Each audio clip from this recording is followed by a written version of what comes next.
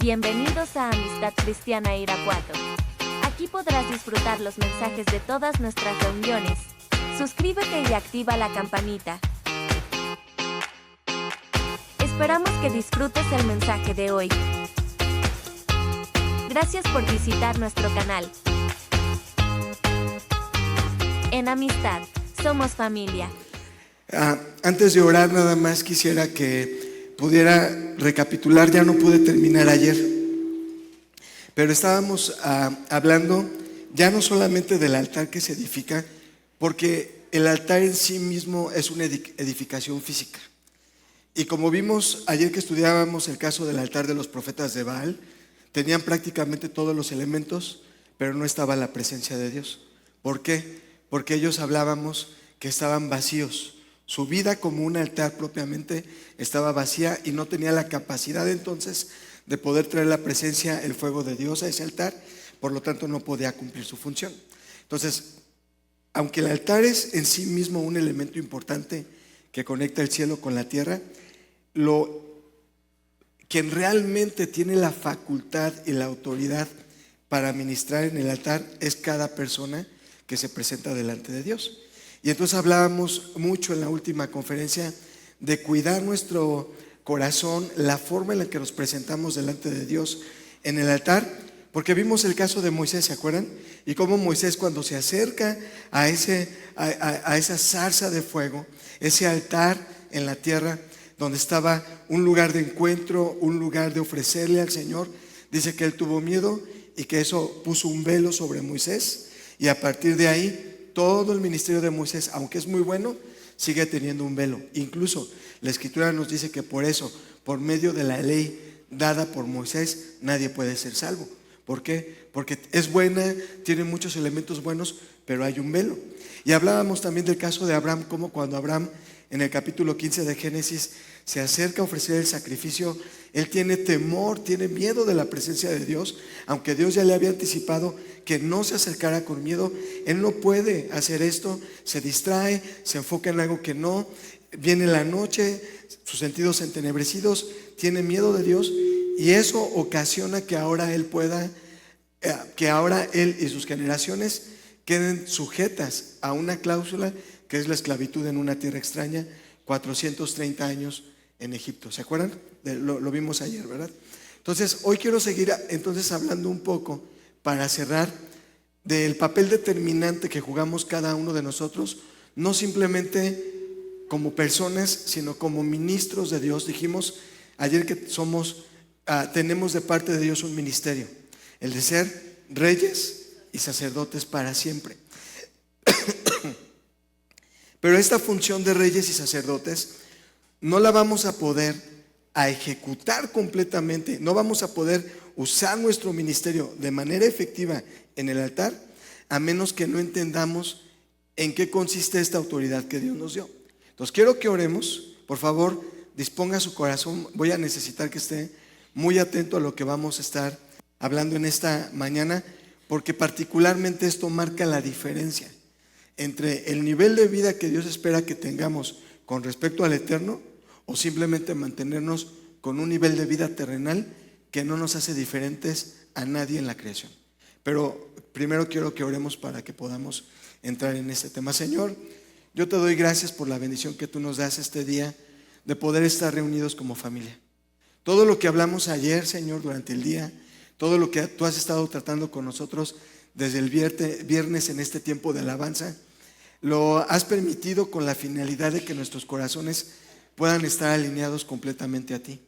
Por lo tanto, no queremos sostener nuestra vida en una emoción, no queremos sostener nuestra vida simplemente en una información que hemos recibido en la mente. Queremos que en realidad podamos edificar nuestra vida en la tierra desde la perspectiva de la autoridad que tú nos has dado, como tus hijos, como tus ministros, que podemos cumplir tu voluntad en la tierra. Cumplir tu voluntad en la tierra es una realidad alcanzable. No es un sueño, Señor, al que aspiramos, no es un buen deseo del corazón que vemos lejano e imposible de cumplir. En realidad, vivir en tu voluntad es algo que está al alcance de nosotros cuando podemos entender la autoridad que tú has depositado en nuestras vidas. Permite que esta palabra pueda llegar a lo profundo de nuestro corazón y que con base en esta escritura, Señor, podamos ser edificados como ministros que levantan altares con un fuego encendido todo el tiempo, como hemos cantado. Te bendecimos y te damos gracias en el nombre de Jesús. Amén. Mire, quiero tomar como partida para empezar el desarrollo de esta clase lo que nos muestra Génesis 1:26 con respecto a la creación del hombre, cómo Dios creó al hombre.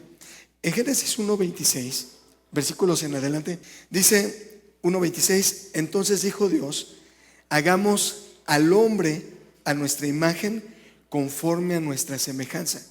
Y señoré en los peces del mar, en las aves de los cielos, en las bestias y en toda la tierra, y en todo animal que se arrastra sobre la tierra. Y creó Dios al hombre a su imagen, a imagen de Dios lo creó, varón y hembra los creó. Y los bendijo Dios y les dijo, fructifiquen y multiplíquense, llenen la tierra, sojúzguenla y señoreen en los peces del mar, en las aves de los cielos, en todas las bestias que se mueven sobre toda la tierra.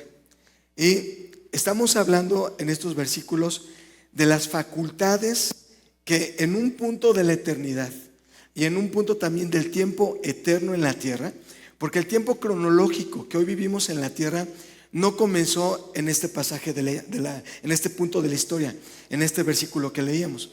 La escritura nos enseña que a partir del capítulo número 4, bueno, desde el 3, cuando el hombre peca y desobedece a Dios y son echados fuera del huerto del Edén, tenemos ahora fuera del huerto del Edén, que es el jardín del reposo, el jardín donde se manifiesta la voluntad de Dios. Fuera del Edén, a partir del capítulo 4, vemos la vida del hombre sujeta a un tiempo cronológico. Es lo que todos nosotros llamamos el famosísimo tiempo cronos.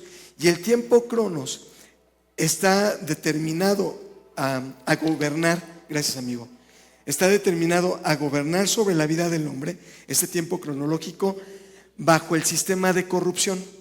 Por eso nosotros, cada vez que medimos nuestra vida desde la perspectiva del tiempo cronológico, podríamos estar cometiendo el error de desconectarnos con el tiempo de Dios y vivir solamente para el día a día. Y vivir al día a día no es que necesariamente esté mal, pero vivimos el día a día bajo los efectos del afán y de la ansiedad de este mundo que nos llevan a tener un desgaste. Todos nosotros experimentamos en el cuerpo físico un desgaste como resultado del paso del tiempo y de las circunstancias sobre nosotros. Véase, eso no podemos esconderlo. No es el mismo físicamente que era usted hace ni siquiera 2 meses atrás. No pensemos ni siquiera el año pasado. Véase hoy, su cuerpo está cambiando. Lo que antes podía comer y que no pasaba nada, ahora aunque coma un poquito ya le causa unos desajustes tremendos. Pasa el tiempo, el cabello se va poniendo blanco, las fuerzas se van acabando, los huesos se van cansando, nos vamos encorvando y llegamos al punto a que el efecto del tiempo cronológico en nosotros tiene un daño que nos lleva irreversiblemente a la muerte, a menos que Cristo no venga antes por nosotros y glorifique nuestro cuerpo. Pero si eso no sucede hasta el punto que nos corresponda, seremos todos afectados por el paso del tiempo y de la muerte en este cuerpo de carne. Sin embargo, Dios no diseñó al hombre de esta forma. Él creó al hombre en una dimensión de tiempo eterno, lo que tradicionalmente conocemos como el tiempo Kairos, que es el cumplimiento de la perfecta voluntad de Dios en nuestras vidas. Entonces, cuando Génesis 1:26 nos habla del hombre creado a la imagen y a la semejanza de Dios, nos está hablando en realidad de un hombre perfecto, no sujeto a la corrupción del pecado y tampoco sujeto a las circunstancias. ¿Ok? ¿Vamos bien hasta aquí? Entonces voy a poner aquí una línea, vamos a poner a este hombre que es en realidad un hombre perfecto. Un hombre perfecto porque está creado a la imagen y a la semejanza de Dios. Ahora, podría explicarles hoy en día el valor espiritual de estas dos palabras, pero no lo voy a hacer por falta de tiempo. Pero aquí tiene que ver la imagen, la naturaleza del Espíritu de Dios depositada en nosotros, lo que nos lleva a tener la misma genética de Dios y aún aquellos atributos que por cuestiones de la teología y de la forma tradicional en la que hemos sido enseñados, nos han dicho, hay atributos que solamente le corresponden a Dios y que el hombre no puede tener. Yo quiero entender lo que los teólogos intentan explicar, pero en realidad todos los atributos y todas las cualidades divinas fueron puestas por Dios en nosotros porque nos hizo creados a su imagen. Todas, inclusive las que nos parecen inalcanzables, como la omnisciencia, la omnipotencia, la omnipresencia.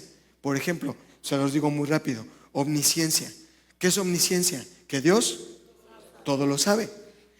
En el Nuevo Testamento, cuando Jesucristo recupera la imagen a través de la redención, nos dice, ustedes tienen la mente de Cristo. Les pregunto, ¿habrá algo que Cristo ignore? ¿Habrá algo que Cristo no sepa? ¿Habrá algo en lo que Cristo no tenga discernimiento? ¿Verdad que no? ¿Cristo todo lo sabe? Usted tiene la mente de Cristo, tiene la facultad de saberlo todo por revelación, no por capacidad humana, no por instrucción académica, no por formación en experiencia en la vida, porque tenemos la mente de Cristo y es un atributo de su Espíritu puesto en nosotros. Omnipotencia. ¿Qué es omnipotencia? Que Dios todo ¿qué? Todo lo puede. Pablo nos enseña en Filipenses, todo lo podemos en Cristo porque Él nos fortalece. Entonces es un recurso del carácter de Dios depositado en nosotros y todo lo podemos, todo, porque es un atributo de Dios puesto en nosotros por el Espíritu. Y vas a decir, ¿en la omnipresencia? Usted sabe que usted y yo en este momento estamos en dos dimensiones distintas. Dice la Escritura que, ¿qué es omnipresencia? A ver, presente en todo lugar al mismo tiempo. ¿Estamos de acuerdo? Dice la Escritura, ustedes están en este momento en que su vida se desarrolla en la tierra, ustedes están en este momento sentados en lugares celestiales juntamente con Cristo. No estamos esperando morirnos para irnos al cielo. En realidad, en este momento, para Dios ya estamos con Él en la eternidad. Pero nos desconectamos de estos valores porque no entendemos las dimensiones de lo que Dios ha puesto en el Espíritu. Y la semejanza tiene que ver con la capacidad y los recursos que Dios ha puesto en nosotros, de los que ya hablamos, en su imagen, para ser expresados a través de nuestro cuerpo de carne. ¿Estamos de acuerdo? Esa es la semejanza. Es decir, la carne del hombre en este punto de la historia es completamente perfecto y tiene la capacidad de manifestar la presencia de Dios de forma física a través de su cuerpo de carne. ¿Estamos de acuerdo? Imagen y semejanza. Y luego empieza a decirle un montón de cosas y dice, varón y hembra los creó, los bendijo Dios y les dijo, fructifiquen y multipliquen. Tienen una capacidad de dar fruto y de multiplicar este fruto. Ahora, ¿cómo se da este fruto? Y se multiplica el fruto. Dice ahí ahora una forma práctica. Lo que ustedes tuvieron en la mañana, este panel, fue para poder aterrizar de forma práctica los conceptos que vimos el día de ayer. Y de forma práctica, ¿cómo puedo manifestar, multiplicar este fruto? La imagen y semejanza de Dios, dos cosas. Dice, llenen la tierra, sojúzguenla y señoren. Sojuzgar. Y la última, ¿qué dice? Señorear. Es ser señores sobre la tierra. Sojuzgar es la capacidad de gobernar sobre cualquier circunstancia con el discernimiento de Dios para determinar qué cosas están en su voluntad y qué cosas están fuera de ellas. Sojuzgar es la capacidad de hacer un juicio basados en la verdad del Espíritu que tenemos por dentro para no guiarnos por las emociones ni por lo que la carne nos demanda. Y entonces cuando yo juzgo con discernimiento entre estas dos cosas, lo que ahora hago es señorear sobre todo lo creado. Me voy a enfocar en el quinto día, ahorita nada más para ver una idea. Más bien, me voy a enfocar en el sexto día, pero quiero ver rápidamente una idea del quinto día. En el quinto día de la narración de Génesis, ni siquiera le voy a dar, lo vamos a leer. Dice la Escritura que en el quinto día Dios le dio a las aguas la orden de producir seres vivientes que se movían en el cielo y en el mar. Eso dice del quinto día. Seres vivientes que se mueven, ¿dónde? En el cielo y en el mar. Y dice cuáles son esos seres que se mueven en el mar, en el cielo y en el mar, el quinto día. Cielo, ¿qué son? Aves, ¿estamos de acuerdo? Mares, peces y animales marinos, ¿ok? Entonces en el quinto día tenemos que Dios creó, le da la orden a las aguas de producir peces en el mar o en las aguas y aves que se mueven en el cielo. Y lo que leímos ahorita en el versículo 26 al 28 le dice: tú vas a sojuzgar, a gobernar, a ser Señor sobre todo lo creado. Y comienza la lista diciendo: todo lo creado, peces en el mar, aves en el cielo.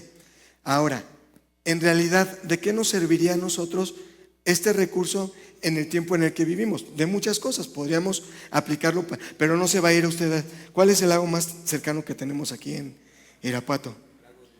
¿El lago de Yuriria?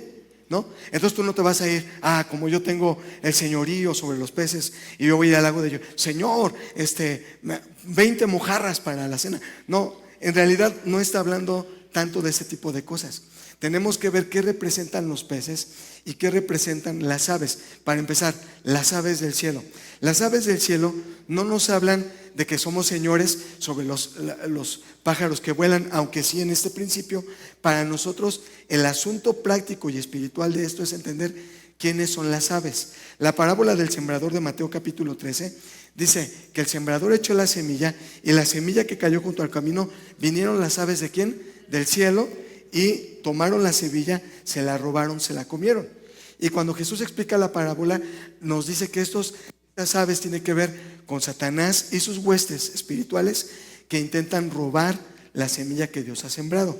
Pero cuando hablamos de las aves, aunque tenemos la referencia para con los seres espirituales de maldad, la Escritura nos dice que tenemos autoridad y potestad sobre ellas, que ellos están también debajo de nuestros pies, sometidos en la presencia de Cristo que nos habita cada uno de nosotros. ¿Estamos de acuerdo? Entonces, cuando habla de que gobernamos sobre las aves del cielo, no solamente se refiere a las huestes espirituales de maldad, sino aún a los mismos ángeles. La Escritura dice que la fe es como un grano de mostaza que cae en la tierra y que crece como un gran árbol en la tierra, y que bajo la sombra de este gran árbol de mostaza vienen, ¿qué cosa?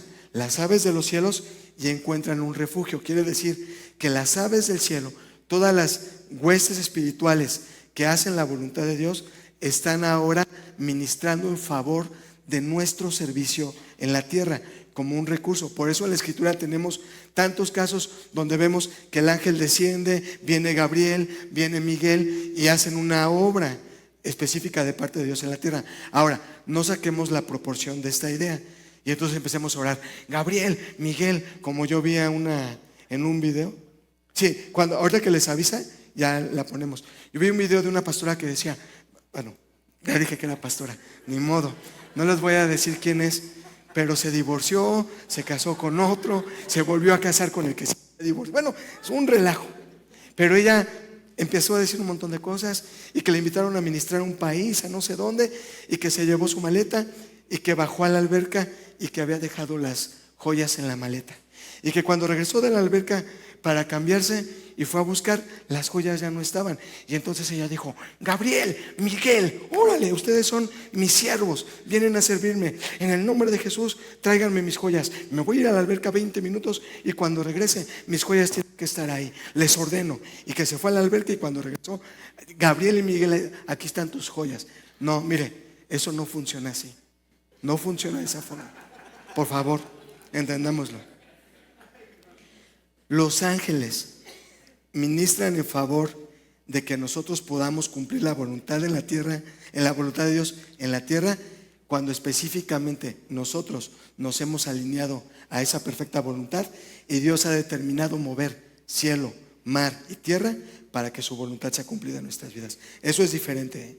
Entonces tenemos autoridad sobre los seres celestiales. La gente dice: no, es que teológicamente el escalafón es Dios, los ángeles y después el hombre.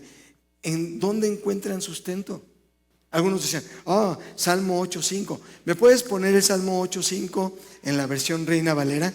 Lo vamos a leer, porque en realidad cuando Casiodoro de Reina y Cipriano de Valera hacen la traducción de la Vulgata Latina de San Jerónimo al español, la Vulgata Latina era una compilación de la Escritura, Antiguo y Nuevo Testamento, que ya tenía muchos procesos a lo largo de la historia, en las que Casiodoro de Reina, Cipriano de Valera, dos monjes católicos en aquel momento, se basaron para poder hacer la traducción directamente de latín al español, y es la primera edición de la Biblia que tenemos en español por allá del año 1606.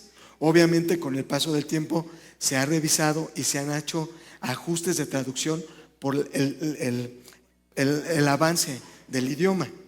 Entonces cuando Cipriano de Valera, que por cierto hacen la versión por separado, no, ya después se conocieron, pero cada quien hizo este trabajo inspirado por Dios en dos lugares diferentes, llega a un punto que se unen y cotejan sus trabajos, pero cuando hacen la traducción ellos encuentran un concepto en el Salmo 8:5 que dice, lo has hecho, esa es la traducción que tenemos en español, lo has hecho poco menor que los ángeles, pero lo coronaste de gloria y de honra. Y hay una contradicción, porque cuando vemos en español, lo has hecho poco menor que los ángeles, pensamos, entonces es Dios, los ángeles y luego el hombre.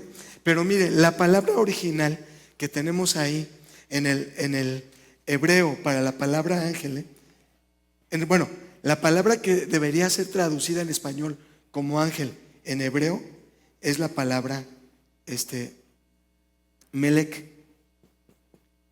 Esto en hebreo significa ángel. ¿Y qué significa Melech? Uno, que es enviado por Dios para cumplir una tarea específica en un momento específico. Eso significa Melech y hace referencia a los ángeles. Pero ¿qué cree? También hace referencia al ministerio apostólico.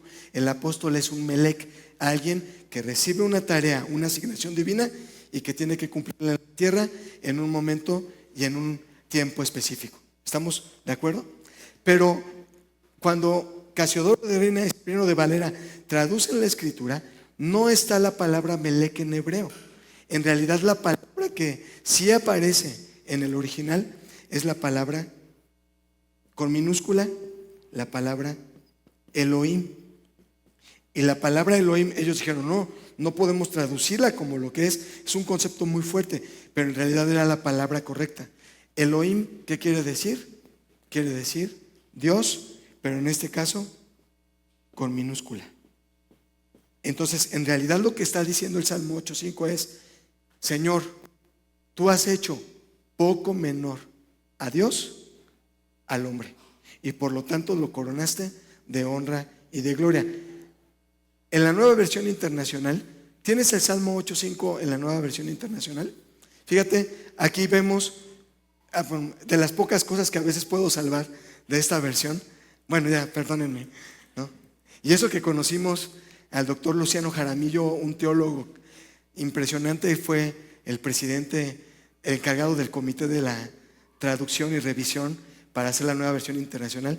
El maestro Luciano Jaramillo fue nuestro maestro, nos dio unas clases y él explica todas las razones, pero aún con todo no me convenció. No, creo que ya falleció. Pero fíjate, esa es la NBI. No, entonces hay una versión que dice, Nueva Traducción Viviente. Muy bien, gracias. Dice, lo hiciste un poco menor que ¿qué? Que Dios. Ese es el sentido original. Por lo tanto, si vemos la estructura jerárquica en el reino de los cielos, está Dios, luego el hombre y luego los ángeles. Nosotros tenemos autoridad sobre ellos. Por eso Pablo dice, ¿por qué se pelean entre ustedes? Arreglen sus broncas entre ustedes, que no saben, que no tienen necesidad de ir con un juez humano para que ponga orden entre ustedes. Ustedes van ¿a qué? A juzgar a los ángeles, porque esa es la autoridad que hemos recibido. Entonces, las aves de los cielos, en realidad, señorea sobre las aves del cielo. Tienes potestad sobre todo la estructura espiritual, ¿ok? Sobre los peces del mar, ¿ok? Los peces del mar. ¿Quiénes son los peces del mar? Los peces del mar, tiene que ver con todos los recursos que Dios ha dispuesto para que nosotros podamos ser sustentados en la tierra en favor de ver cumplida la voluntad de Dios. Aquel día que estaba la multitud, ¿cuántos había? 5,000 personas. Vemos cómo la gracia de Dios, había ¿cuántos panes? 5 panes y 2 peces. Y el Señor tomó los 2 peces para poder multiplicarlos y sustentar ¿a cuántos? A los 5,000. Los peces es un número de la gracia. Bueno, los peces nos habla de la multiforme gracia de Dios, que puede ser un recurso para que yo pueda cumplir su voluntad en la tierra. Por eso cuando dijeron, Señor, paga tus impuestos, ¿qué le dijo el Señor Jesús a Pedro? Ve, saca un pez. ¿Y qué sacó? Sacó un pez. Y cuando lo sacó, abrieron el pez y encontraron 2 monedas. Y Jesús le dijo, con estas monedas tú vas a pagar lo que es necesario en esta tierra. Paga tu impuesto y paga el mío. ¿Se acuerdan? Entonces, hablamos del pez como un recurso que está en la tierra para que nosotros podamos ser sostenidos. Les voy a enseñar la imagen. Tienes la primera imagen, entonces la que es general, no la acotada, sino la que se ve todo el panorama. Quiero que vayamos a la primera imagen, la vamos a ver. Esta imagen, bueno, yo no he ido a Turquía. De hecho, esta imagen, esta fotografía me la proporcionó Dalia y David, que yo creo que algunos de ustedes ya pudieron conocer. Dalia y su esposo David fueron a Turquía y fueron a las antiguas ruinas de lo que habían sido las 7 iglesias del Apocalipsis, donde les digo que actualmente ya ni hay iglesia como un grupo de creyentes. Pero ustedes saben que a causa de la persecución de los emperadores romanos, ellos se tenían que ocultar en las catacumbas, en algunos lugares secretos, para poder llevar a cabo sus reuniones. Y ponían un símbolo que solamente era como una especie de contraseña que entre ellos podían reconocer.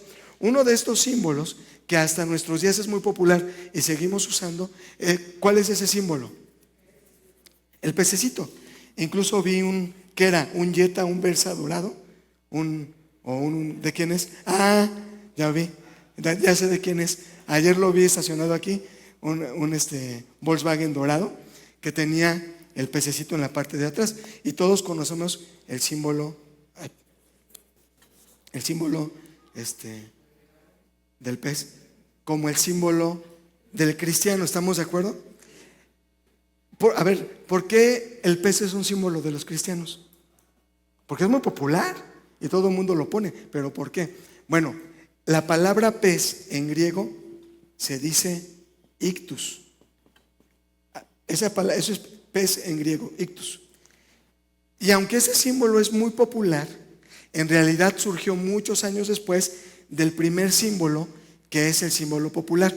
Bueno, que es el símbolo primario para identificar a los cristianos.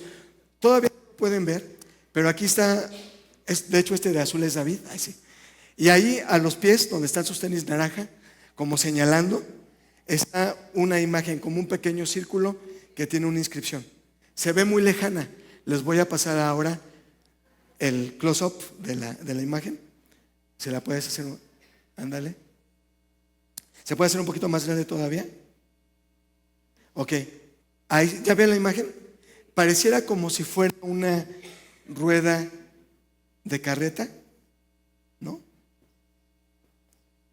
Y tiene como unas formas así. En realidad, este símbolo es el resultado o la evolución de este primer concepto. Lo que tenemos aquí son las letras griegas de la palabra pez, que para nosotros la escribimos y decimos ixoye, pero no se pronuncia ixoye. Y decimos ixoye porque es como las letras, se parecen a las letras que en español para nosotros representan la X, la Y, la E, pero en realidad ixoye para nosotros correctamente se debería leer ictus. ¿Qué quiere decir ictus? Y lo tenemos aquí, mire. La I, esta que vemos como I, la X, la que vemos como O, la Y, y tenemos la E. Bueno, esta letra aquí. ¿Ve? Ahí va. ¿Sí me entendió? Bueno, ahí está. ¿Y qué significa ictus? Significa I, Jesucristo. Obviamente en griego. Jesús, Jesús, Cristo. Huios, que es hijo, Teus, Dios. Bueno, aquí le puse hijo. Ictus ese o esta, Soter. Bueno, aquí es Teos. Y este es Salvador. Entonces, ¿qué significa ictus? Jesus Christus Teus Huius Soter. En español, Jesucristo, Hijo de Dios, Salvador. Y esa es la razón por la que tenemos. Entonces, cuando yo tengo el señorío sobre los peces del mar, yo tengo la autoridad de Cristo, el Hijo de Dios, el Salvador, para que todo lo que esté en la tierra sea sometido en favor de que yo pueda cumplir la voluntad de Dios. Necesito pagar mis impuestos, tráete un pez. Ese es el recurso. De ahí va a venir la provisión. Usted necesita algo de Dios, tome la autoridad, sea diligente, administrese, tome la autoridad sobre lo que Dios le ha dado y Dios le va a dar la provisión. ¿Estamos de acuerdo? Esto es quinto día. Lo quise mencionar muy rápido, pero en realidad no es... bueno, ni siquiera quería hablar de esto. Ya no sé. No era la idea. Pero quiero más bien enfocarme entonces en el sexto día. Porque el sexto día tiene dos... ¿Puedo borrarlo, verdad? ¿Sí? Bueno, el sexto día tiene dos momentos distintos. Uno muy temprano el sexto día y otro más tarde. En el primer momento del sexto día, vamos a leerlo ahorita, sexto día.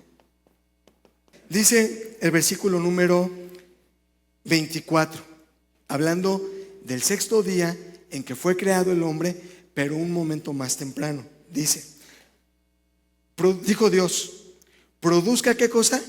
La tierra. Entonces está diciendo Dios que la tierra va a producir.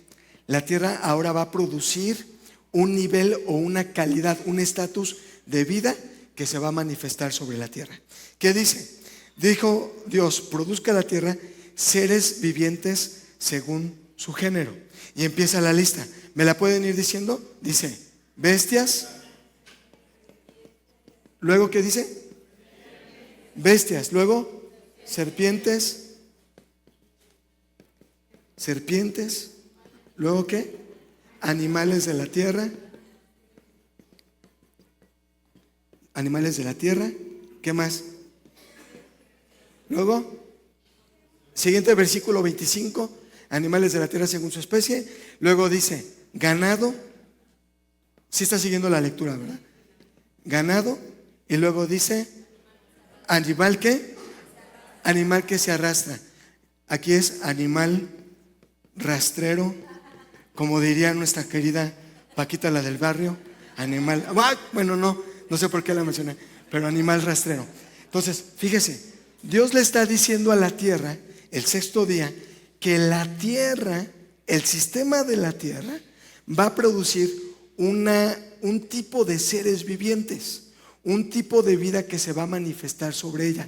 Y lo que la tierra produce son bestias, serpientes, especifica otra vez para que nos quede claro, animales ¿de dónde?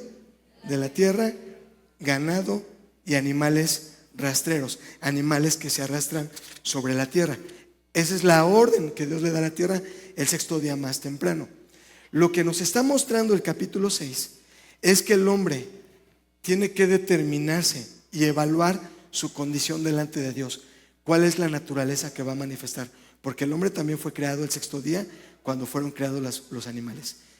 Si tú como hombre no alcanzas este nivel de perfección que tiene que ver con la naturaleza de Cristo, no puedes vivir como el hombre perfecto. El hombre que vive para sí mismo, dependiendo del sistema de la tierra, en realidad la Escritura lo compara con una bestia, serpiente, animal de la tierra, ganado, animal rastrero. ¿Vamos bien hasta aquí? Le voy a poner un ejemplo. Quiero que vayamos a lo que dice Eclesiastés capítulo 3, para que vea cómo nos enseña esto la Escritura. Eclesiastés capítulo número 3, versículo, del versículo número 18 en adelante. Mire, todo lo que nos dice Eclesiastés es la perspectiva de la vida del hombre debajo del sol. Es una frase frecuente. ¿Sí estamos de acuerdo? Y dice, todo lo que está debajo del sol es ¿qué? Vanidad de vanidades. ¿Sí lo ha visto en la escritura? Entonces, hay dos dimensiones de vida para el hombre. La vida debajo del sol, es decir, en la tierra, o la vida por encima del sol, que es lo eterno. La vida del hombre debajo del sol, que es la vida de la tierra, dice, es vanidad de vanidades. Y no solo se trata de un asunto de arrogancia, aunque sí, tiene que ver con algo vano. ¿Qué es algo vano? Algo que no produce fruto, es algo que no puede multiplicarse desde la perspectiva del eterno, es algo que hoy está, pero mañana va a desaparecer, es algo que no va a trascender para la eternidad. Eso es vano. Entonces, toda la vida del hombre debajo del sol, todo lo que el hombre puede vivir alineado al sistema de este mundo, miren qué condición lo deja. Versículo número 18 dice, dije en mi corazón, es así. ¿Por causa de quién? De los hijos de los hombres, para que Dios los pruebe. Dios, ¿qué va a probar en ti? ¿Qué naturaleza se está manifestando? ¿La del cielo o la de la tierra? ¿La de Cristo en ti o la del hombre que es como bestia? Fíjese, para que Dios pruebe al hombre, para que vean que ellos mismos son ¿qué? Son semejantes ¿a quién? A bestias. El primer rango de animales creados por la tierra. Luego sigue diciendo, porque lo que le sucede a los hijos de los hombres debajo del sol, en el sistema de este mundo, y lo que le sucede a las bestias, es el mismo suceso. Se mueren unos, se mueren los otros, una misma respiración todos tienen, ni tiene más el hombre, ni tiene más la bestia, porque todo es ¿qué? Vanidad. Todo va a un mismo lugar, todo es hecho del polvo y todo volverá al mismo polvo. Qué condición tan triste. Es una condena de muerte en realidad. Versículo número 21. ¿Quién sabe? Y es pregunta, es una pregunta para que nosotros la evaluemos. ¿Quién sabe que el espíritu de los hijos de los hombres sube qué? ¿Lo sabes? ¿Lo sabes que tu espíritu a dónde tiene que subir? Arriba. No se puede contener a los límites de lo que está debajo del sol y de lo que hay en la tierra. ¿Quién sabe si el espíritu de los hombres, quién sabe que el espíritu de los hijos de los hombres sube arriba? Y que el espíritu del animal, ¿a dónde está? Desciende abajo en la tierra. ¿Dónde quieres estar? ¿Alineado a las cosas eternas o a las de la tierra? Hay un salmo que me encanta, el Salmo capítulo número 32, versículo 8 y 9. Lo vamos a leer y lo vamos a relacionar con uno de Apocalipsis que ustedes conocen muy bien. ¿Qué dice el Salmo 32, 8 y 9? Dice, te haré entender y te enseñaré el camino por el que debes andar. Sobre ti fijaré mis ojos. Y ojo, ser entendidos es una virtud del Espíritu que se desarrolla en el verdadero discípulo, en el verdadero creyente. Te haré entender.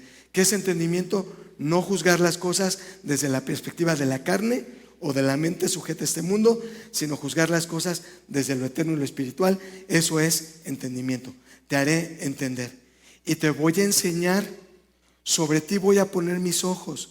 Es decir, no nada más que te estoy vigilando, sino que todo el tiempo voy a estar viendo cómo desarrollas tu vida en la tierra, para que si tú me honras, tú puedas ser provisto de todos esos recursos, porque yo estoy poniendo mis ojos en ti.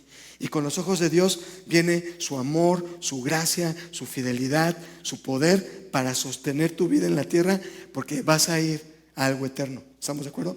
Pero primero te haré entender y te enseñaré. Luego dice, sobre ti fijaré mis ojos. Versículo número 9. Dice, no seas como ¿quién? Como el caballo, bestia de la tierra, animal de la tierra, ganado. Ni tampoco como ¿qué? Mulo. Porque el caballo y el mulo, dice, no tienen entendimiento. No tienen entendimiento, lo primero que nos dice que debemos tener. Porque tienen que ser sujetados con cabestro, con freno, porque si no, no se acercan a ti. Entonces vea cómo hay una comparación entre el hombre y la bestia. o el hombre que es como una bestia por no tener entendimiento. Antes de irnos a Apocalipsis, quiero llevarlos a lo que dice el Salmo número 2, que es un salmo mesiánico. El Salmo número 2 es un salmo que nos habla del establecimiento del reino del Mesías sobre la tierra, con quien conjuntamente la iglesia va a gobernar. El Salmo 2 comienza el versículo número 1 y versículo número 2, que son los que vamos a estudiar ahorita. Salmo 2, versículo número 1, dice, fíjese cómo dice el 1 y el 2. Dice, pregunta, ¿por qué se amotinan las gentes? Y los pueblos piensan, ¿qué? Cosas vanas. Todo lo que estaba debajo del sol, ¿qué es? Vanidad. No permanece, no trasciende la eternidad, es destruido, cambia, es conmovible. Lo eterno permanece. Pero dice, ¿por qué las gentes se amotinan y los pueblos piensan cosas vanas? Le tengo una noticia con respecto al concepto de por qué se amotinan las gentes. En español, otra vez, Casiodoro de Reina y Cipriano de Valera nos hicieron un favor muy grande para no ser tan duros con nosotros. Pero la palabra que está traducida por gentes en español es la palabra hebrea, la palabra goy. O también la puede encontrar como la palabra goy. ¿Sabe qué significa esta palabra? Dice, ¿por qué? En realidad, si me permite hacer la paráfrasis, dice, ¿por qué la gente se amotina como si fuera ganado, un hato de bestias, un conjunto de bueyes, animales de la tierra? Es lo que dice. ¿Por qué la gente?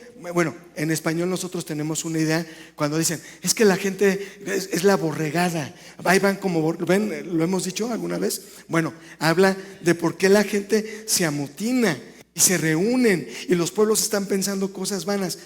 ¿Por qué andan como bueyes? De hecho, yo tengo la teoría muy personal. Eso ni siquiera es una cuestión históricamente comprobada.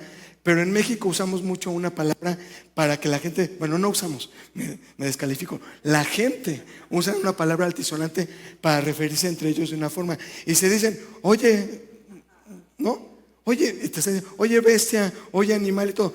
Tengo la teoría de que el origen de que esa palabra en español probablemente se origina en la palabra hebrea que habla de un hato de bestias, un grupo de animales, una manada, un conjunto de ganado que es llevado. ¿Por qué la gente se amotina, llena las calles, llena las plazas, pensando cosas vanas? Porque dice el versículo 2, ¿por qué? Porque se han levantado, ¿quiénes? Los reyes ¿de dónde? De la tierra. Los reyes de la tierra y los príncipes están consultando unidos en la tierra contra el reino del Señor y de su ungido que se quiere establecer en la tierra. ¿De qué manera? Los sistemas humanos, los reinos de esta tierra están en función de hacer creer a la gente de que hay cosas que nos son provistas por ellos que van a satisfacer nuestras necesidades. Y te dicen, Ley Federal de Trabajo, ¿cuántas horas vas a trabajar en una jornada? Y de acuerdo a las horas que trabajes, ¿cuánto vas a ganar? ¿Quién lo estipula eso? Una ley de este mundo, del sistema de esta tierra. Y tú dices, muy orgulloso, oh sí, trabajé mi jornada laboral, venga, la quincena, mi pago. Y te vas muy feliz con tu pago, porque crees que eso es tu recurso, es lo que te va a sostener. No hay mentira más grande que esa. ¿Tenemos recursos de la tierra? Sí, pero nuestro sostén no viene de la tierra. Por eso Dios le dijo a Caín, Caín, cuando tú labres la tierra, y acuérdense que vimos ayer que lo hizo con el fin de restaurarlo. Le dijo, cuando tú labres la tierra no te va a volver a dar su fuerza. Y entonces cuando tú crees que tu fuerza, tu poder, tu sustento viene de la tierra porque trabajé tantas horas a la semana, es los príncipes de la tierra, los reyes de la tierra confabulando, vamos a darle lo que ellos creen que necesitan. Y te dicen, ¿cuánto vas a ganar por cuántas horas laboradas? Y te dicen el sistema de salud al que tienes derecho y cómo te van a atender. Y te dicen qué medicina tomar y cuántos años tienes que estudiar para tener un título y ser alguien en la vida. Y que cuando ya estés viejo y cobres tu pensión todo enfermo, te van a decir, mire, usted trabajó tantos años y acumuló tanto, pero no se lo vamos a dar todo, se lo vamos a ir dando a cuentagotas. Y si bien tienes chance con un poco más de vida, alcanzas una parte de aquello que trabajaste, porque los reinos de la tierra confabulan en contra del establecimiento del reino del Mesías para que la gente esté pensando cosas vanas. ¿Cómo puedo ser satisfecho? ¿Cómo puedo tener lo que yo quiero? Y te dicen,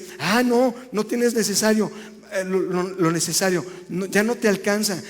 Vamos a amotinarnos, a juntarnos como animales y llenen zócalos, llenen plazas y el pueblo unido, jamás denme mi 2% de aumento porque ya no me alcanza. Y te dicen, sí, ahí está tu aumento no, qué bendición tan tremenda, porque hemos perdido la perspectiva.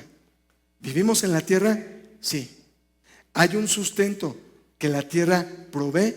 Sí, pero jamás podremos cumplir la voluntad de Dios si no nos damos cuenta que los recursos eternos son inagotables.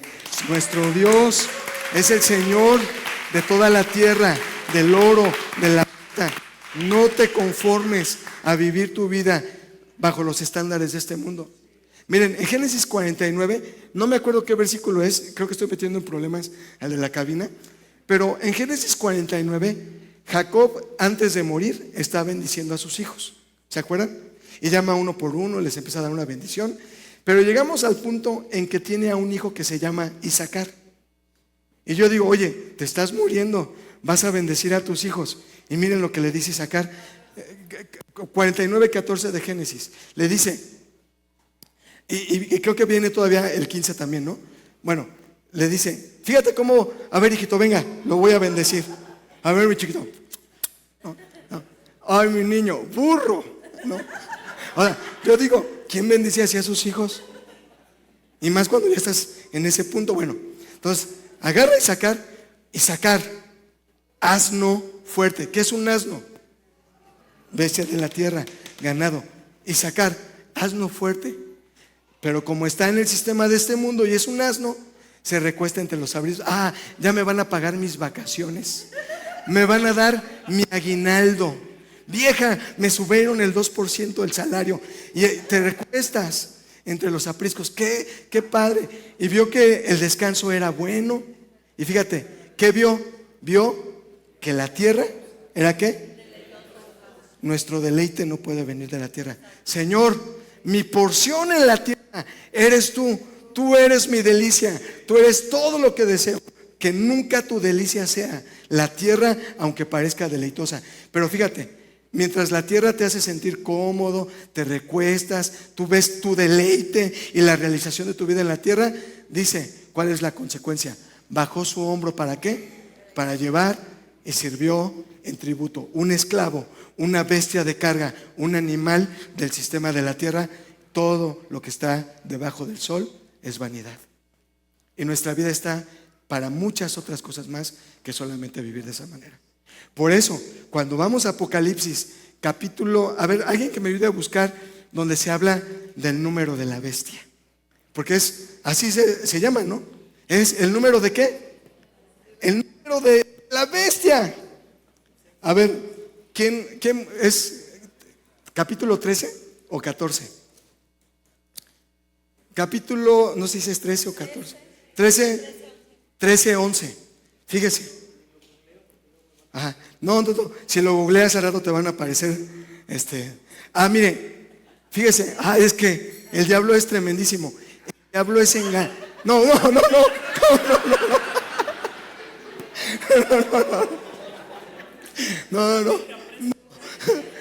Santificado en el nombre de Jesús. No.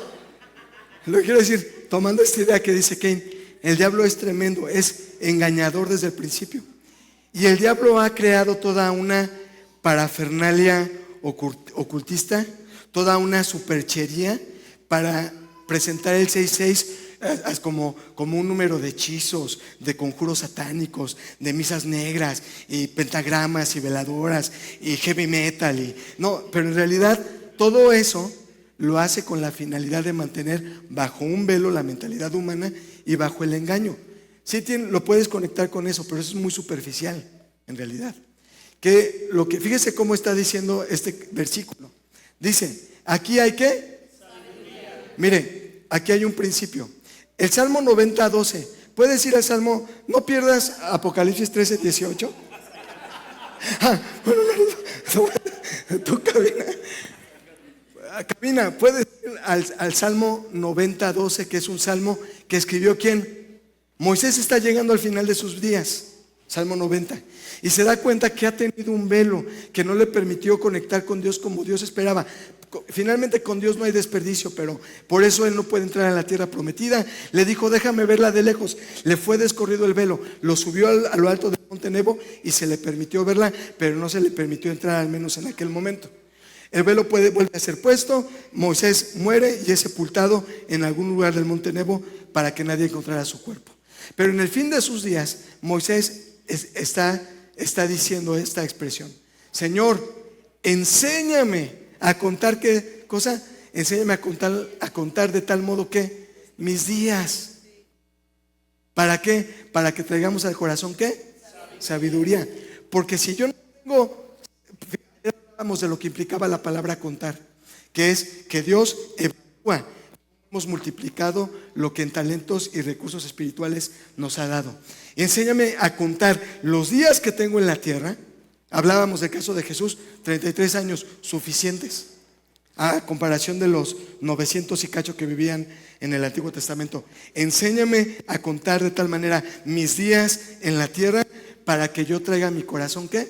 Sabiduría. Ahora sí, regrésate a Apocalipsis capítulo número 13, versículo 18. Dice, ¿qué dice? Aquí hay sabiduría. Entonces, nadie tiene la capacidad de alcanzar la comprensión de este concepto si primero no tiene sabiduría. ¿Cómo comienza la sabiduría en nuestra vida? Dice Proverbios capítulo número 1, versículos 7 y 8. El principio de la sabiduría es ¿qué? Entonces, fíjate, como ministro de Dios, delante de su altar, yo tengo temor de Dios. Señor, estamos en el altar, tú y yo. ¿Qué es temor? No es miedo como Abraham. Temor es un amor profundo, una devoción sincera, un deseo por querer ver complacido el corazón de Dios, una humillación totalmente delante de su voluntad. Entonces, cuando yo vengo humillado, amando a Dios con todo mi corazón, con esa devoción genuina, dice que con ese temor es lo que activa en mí la sabiduría, ¿no? Entonces, el temor de Dios, dice, el principio de la sabiduría es el temor del Señor. Entonces por eso dice Apocalipsis, aquí hay sabiduría. Si no tienes temor de Dios, no puedes alcanzar a comprender este concepto. Primero, sabiduría. Segundo, el que tiene ¿qué? Pero si tú vives como un animal de la tierra, no puedes tener entendimiento. Primero tienes que ser enseñado por Dios, como decía el Salmo 32, para tener entendimiento. Y entonces, dice, aquí hay sabiduría. El que tiene entendimiento, ¿qué dice? Cuente. Enséñanos a contar nuestros días para traer al corazón sabiduría. ¿Cuente qué cosa? ¿El número de qué? Porque el número de la bestia es número de qué? Bestia igual a hombre. Vea, el número de la bestia es número de hombre. ¿Cuál es este número? 6, 6, 6. Y yo no vine a darle un estudio satánico. No, tenemos que entender qué es esto. Mire, cuando Dios le da a Moisés los 10 mandamientos, los últimos 6 mandamientos, a partir del 5.º mandamiento, tienen la función de regular la vida del hombre sobre la tierra con respecto al trato con sus semejantes. Por eso el 5.º mandamiento comienza diciendo, honra a tu padre y a tu madre. Porque es un mandamiento que tiene promesa, tus días serán alargados. Luego, no robarás, no matarás, no dirás falso testimonio. Y termina diciendo, no desearás la mujer de tu prójimo, ni su propiedad, ni nada, porque no estás alineado a la tierra. 6. Pero los primeros 4 nos hablan de la forma en la que nosotros debíamos tener esta comunión continua con Dios para que nuestro altar pudiera tener validez sobre la tierra. Y comienza, primer mandamiento, yo soy el Señor tu Dios, no hay Dios fuera de mí. Al Señor tu Dios adorarás y a Él solo servirás. Yo soy tu Dios, el único. Segundo, Bueno, primero, no tendrás dioses ajenos delante de mí, ¿no? Es la idea de lo que quise explicar. Segundo, no te harás ninguna imagen para que le rindas a ella adoración, veneración, porque yo soy el Señor tu Dios, en contra de la idolatría. Tercero, no tomarás el nombre del Señor tu Dios en vano. Y cuarto mandamiento dice, ¿alguien puede recordarme Éxodo 20? Cabina, ¿puedes proyectarnos Éxodo 20 del versículo donde comienza diciendo el cuarto mandamiento, que es hablando acerca del día del reposo? A partir del versículo número 8, fíjese que dice, hasta la pantalla se le fue. Éxodo 28, fíjese cómo comienza diciendo, es un mandamiento que se explica con mucho detalle.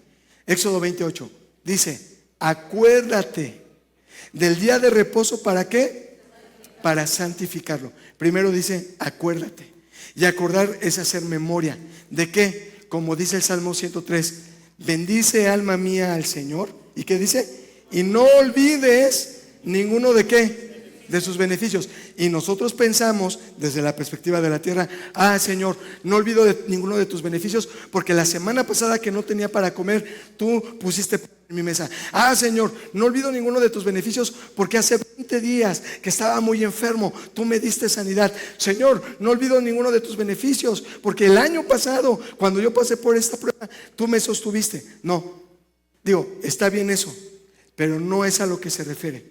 Cuando dice, no olvides, alma mía, ninguno de los beneficios, nos está llevando a un tiempo de la eternidad en la que estábamos siendo creados por Dios en el reino de los cielos.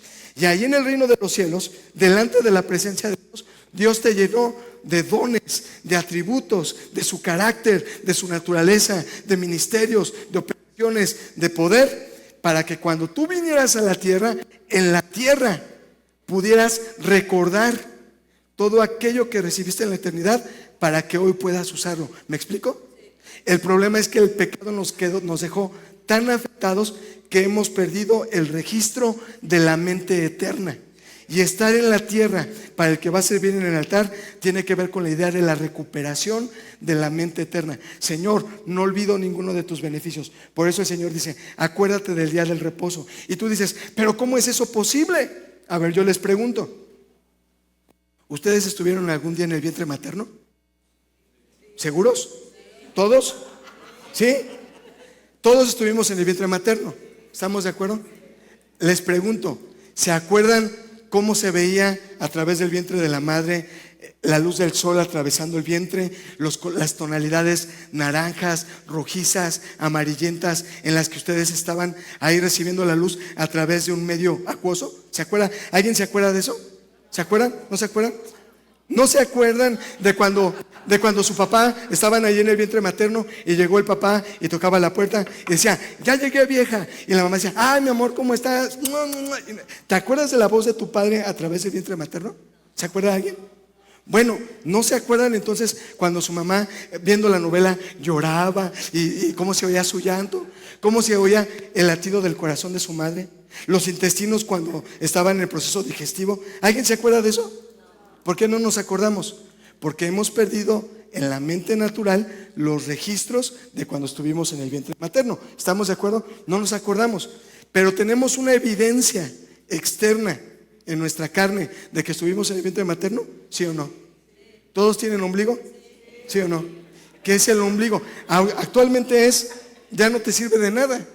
El ombligo ya no te sirve, pero es una cicatriz, un registro en nuestra carne de que algún día estuvimos en el vientre materno y que por ese cordón umbilical éramos suministrados, alimentados. ¿Sí ¿Todos tienen ombligo?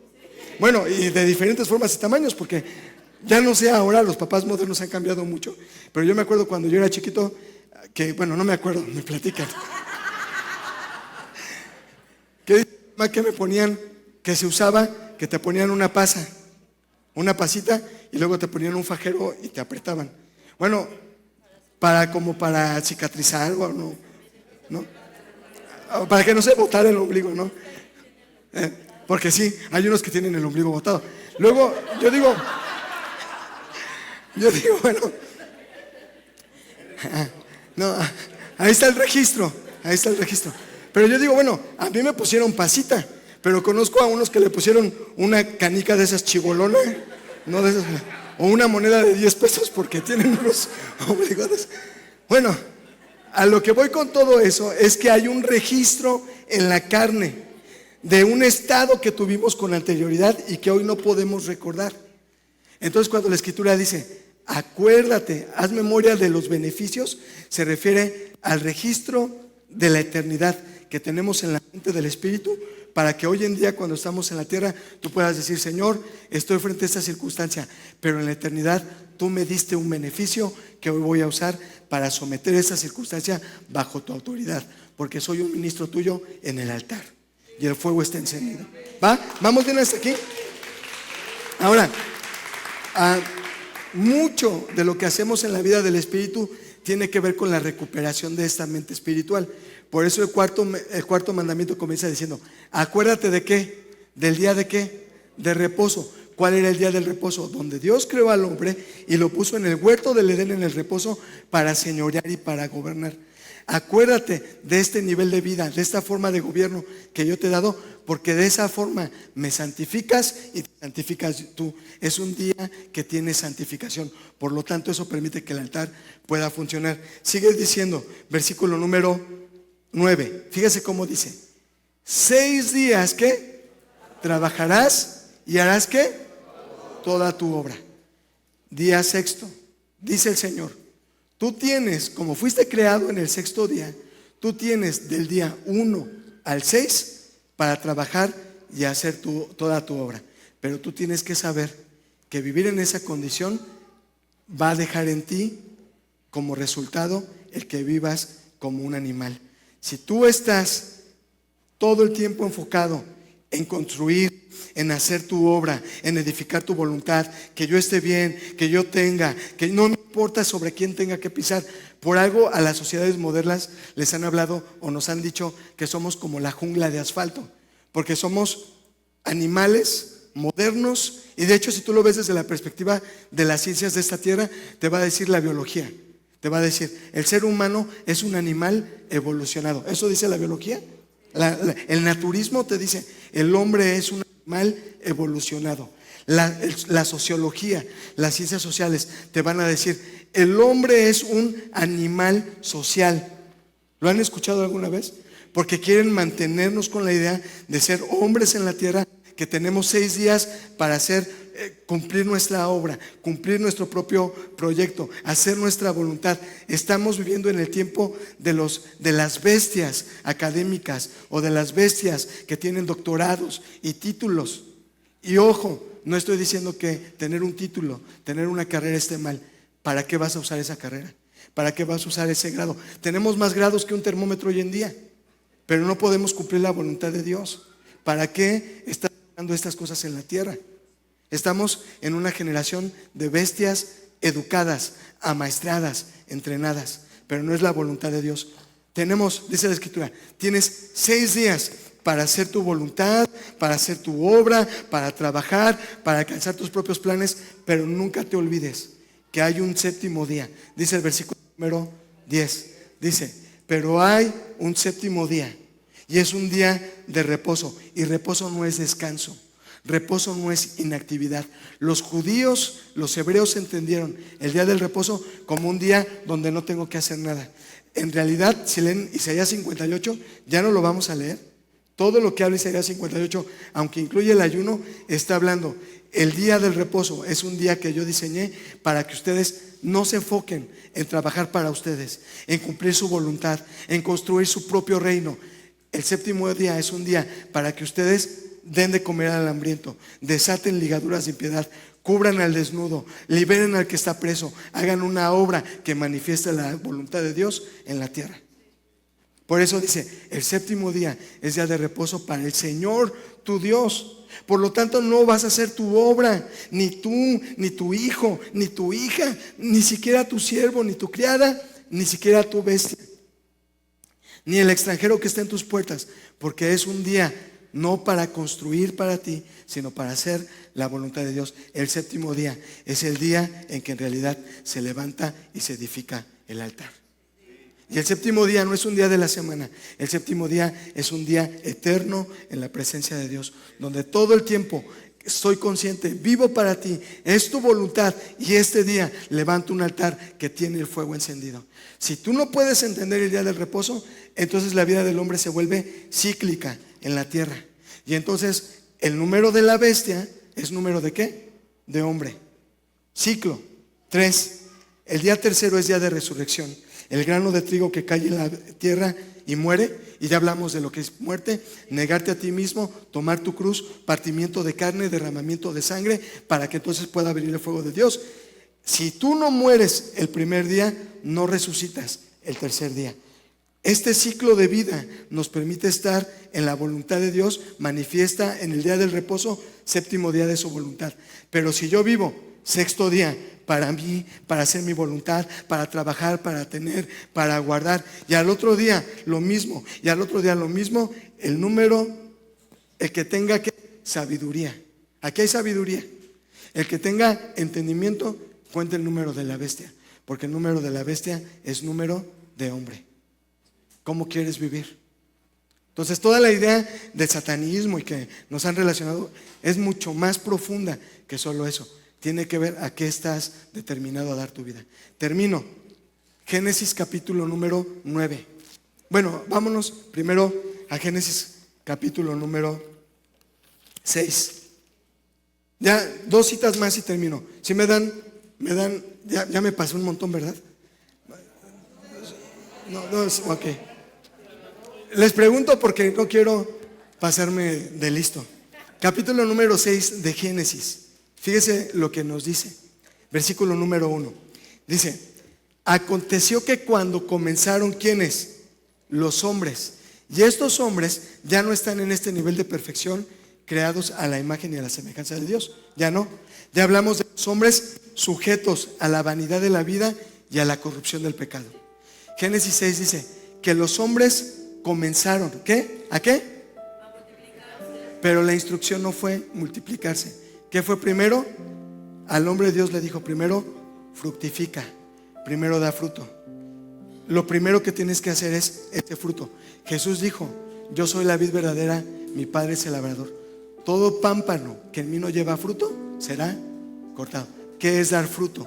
Juan 15:8 dice: en esto es glorificado mi Padre, que ustedes lleven mucho fruto y su fruto permanezca. ¿Qué es llevar fruto? Que yo manifiesto la imagen de Cristo en la tierra, que yo tengo la imagen de Dios y en la tierra vivo como un hijo de Dios. Ayer Ethan dio una explicación tremenda, no sé si la captó, pero hablaba del Hijo del Hombre en la tierra manifestándose. No es el Hijo del Hombre sometido a la esclavitud del sistema de este mundo, es el Hijo del Hombre que en la tierra puede manifestar la imagen de Cristo: amor, perdón, misericordia, gracia, juicio, para quitar y destruir aquello que tiene que ser desarraigado de la voluntad de Dios, y edificar un altar en la tierra, el Hijo del Hombre.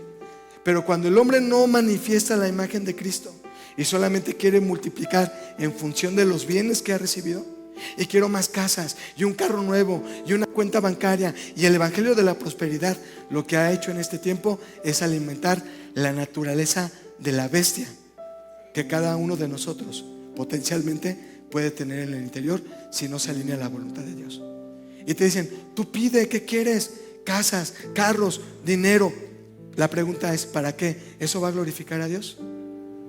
Por eso la Escritura dice, no es que Dios esté en contra de eso, pero si tú le estás pidiendo algo solamente por ego o por vanidad, eso no glorifica a Dios.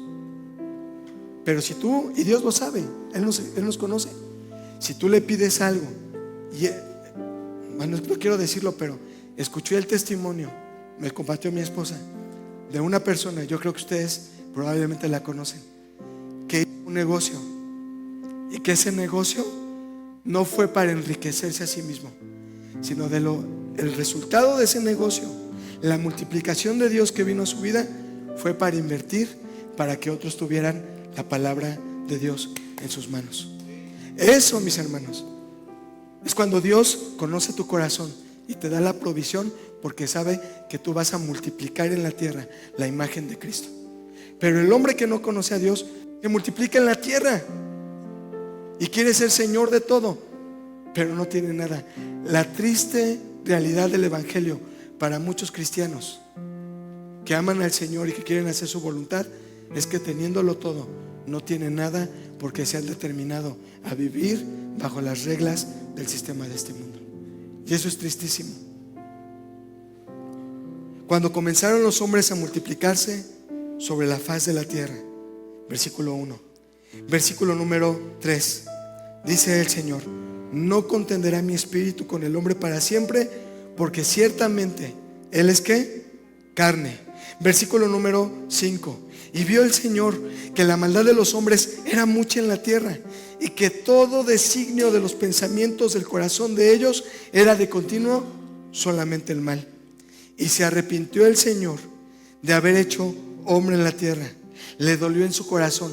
Este arrepentimiento no es como el del hombre cuando el hombre peca y se siente mal, porque no, este arrepentimiento es un dolor profundo en el corazón de Dios cuando ve que lo que Él ha creado no está cumpliendo su propósito, no está alcanzando su destino. Y luego dijo el Señor, versículo 7: raeré de sobre la faz de la tierra. Fíjese bien, raeré de sobre la faz de la tierra a los hombres que he creado. Y luego ¿qué dice? Desde el hombre hasta la bestia, desde el hombre hasta el reptil, desde el hombre hasta las aves de los cielos. Es decir, Dios está diciendo: el hombre que yo voy a raer de la faz de la tierra es el hombre que es como la bestia, que es como los animales que se arrastran sobre ella. Y Dios determina un juicio. Noé edifica el arca, entra en ella con su familia. No voy a entrar en detalle ya. Sale del arca y levanta un altar en una tierra nueva, en la que Noé debe entender todo lo que va a edificar a partir de ese punto. Y Dios pone una señal. Cuando Noé parte la carne, derrama la sangre y viene el fuego de Dios a consumar el altar, dice la Escritura que el fuego que continuamente estuvo en ese altar y que subió el aroma de lo que se estaba quemando delante de la presencia de Dios, Dios encontró ese descanso, ese reposo en la tierra, y dijo: no volveré a destruir la tierra con agua. Y la tierra entró en un pacto de paz y de bendición. Hasta ese punto de la historia.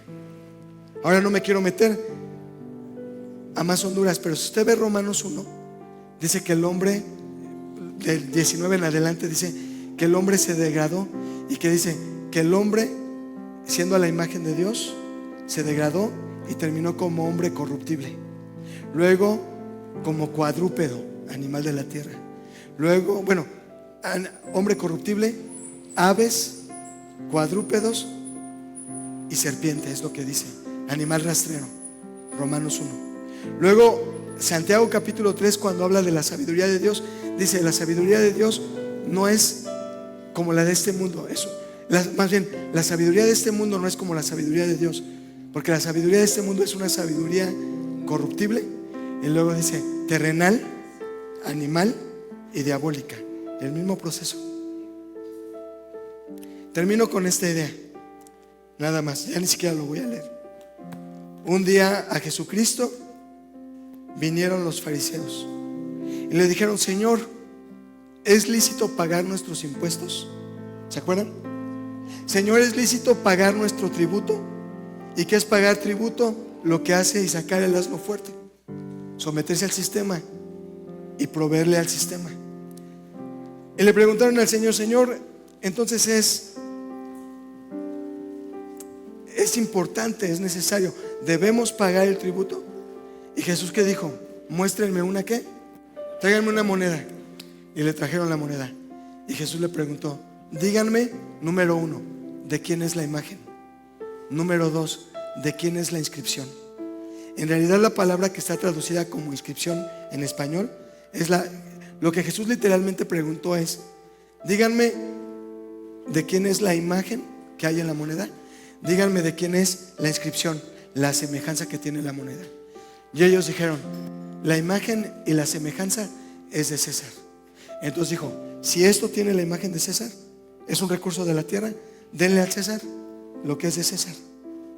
Pero yo les pregunto a ustedes, ¿ustedes de quién tienen la imagen? ¿De quién tienen la inscripción? ¿De quién tienes la imagen? ¿De quién tienes la inscripción? ¿De quién tienes la semejanza? Si tienes la imagen y la semejanza de Dios, entonces dale a Dios lo que es de Dios. Tenemos que hacer eso.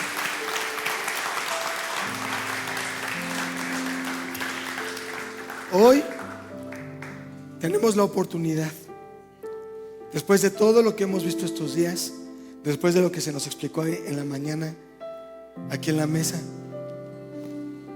tenemos la oportunidad este día de levantar un altar en este punto de la tierra. Yo sé que en este día, en muchos lugares del mundo, hay gente que se ha reunido con la misma finalidad de reconocer la autoridad y la presencia de Dios. Pero ahorita, a lo que nosotros nos compete en el tiempo y el espacio es este lugar. El Señor debe encontrar, al menos en este punto de la ciudad, en este rincón de Irapuato, el Señor tiene que encontrar un altar edificado, para que cuando venga el ángel del juicio a traer destrucción sobre los hombres que han vivido como bestias, y Dios ve al ángel en este punto, diga, detén tu mano, porque aquí hay un altar levantado para mí. ¿Por qué no te pones de pie un momento?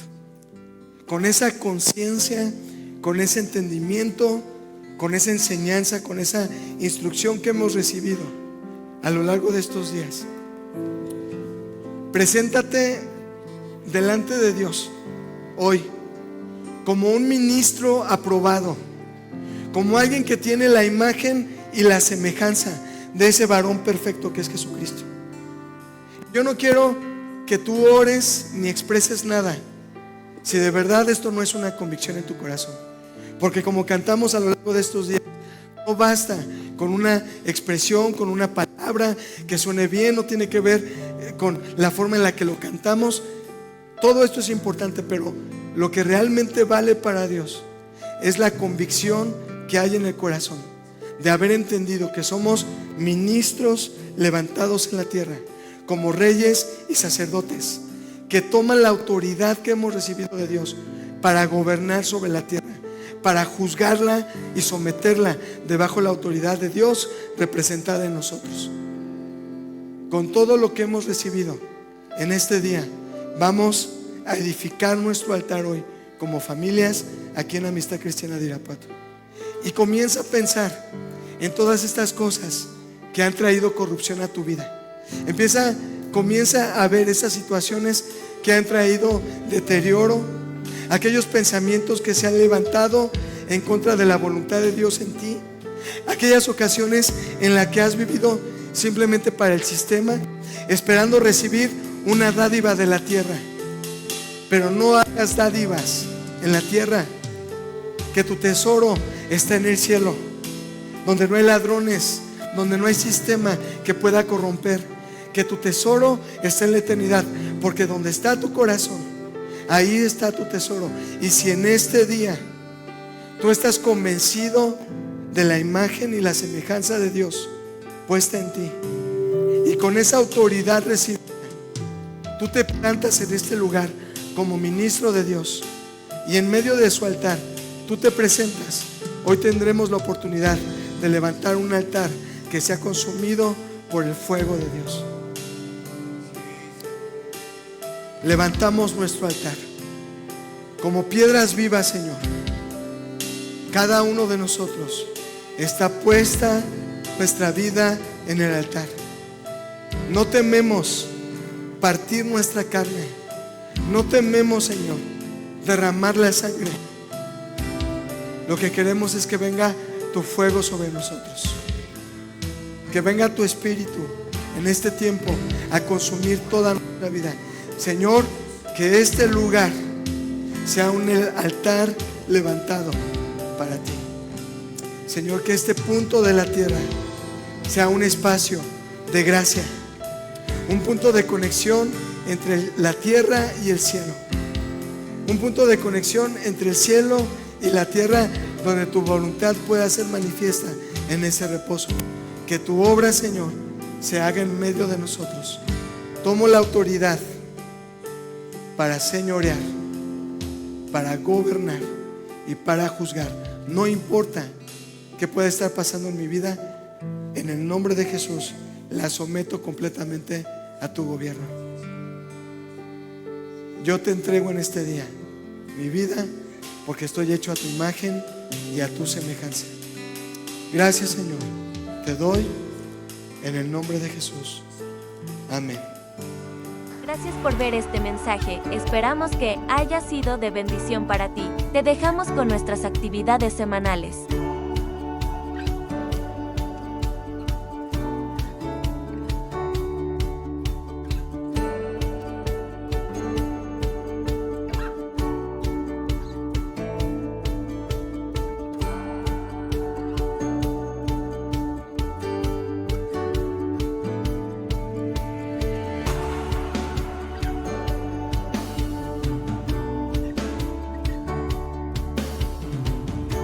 Recuerda que en Amistad Cristiana somos familia.